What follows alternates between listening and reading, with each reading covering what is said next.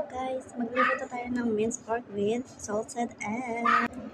Ito guys, lagyan natin ng mainit na tubig para mas madaling lumambot ang ating dry mushroom. Isok muna natin guys hanggang lumambot yan. Ito na guys, yung dry mushroom natin.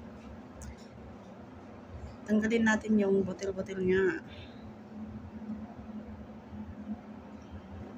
Gamit ng ating gunting. Huwag mong gamitin ang bunganga mo guys.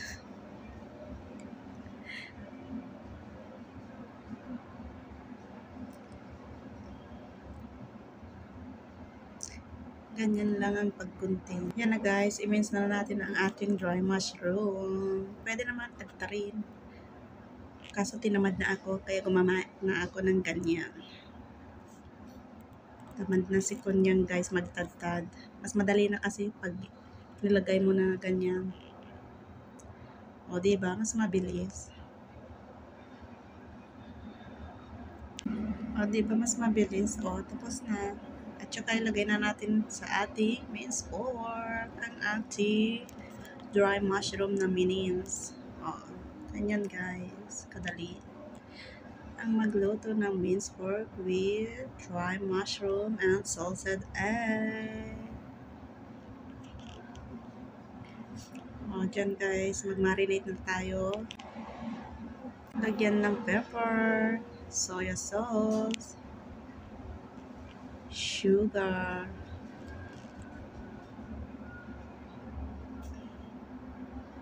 salt at saka cornstarch. Depende na sa iyo yung lasa. Kung gusto mo ng maalat-alat, matamis-tamis.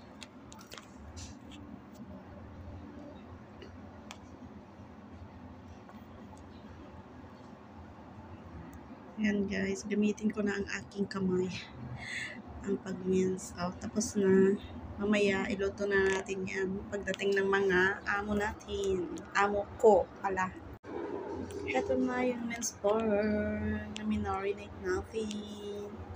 Lagyan natin ng salted egg guys. Para mas magandang tingnan.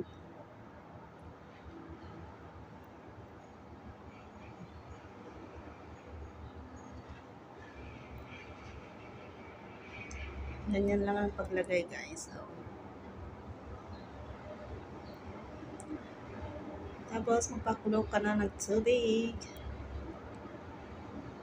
Diba? Tapos na. Mga 15 minutes lang guys ang pag-steam nito. Madali lang gawin.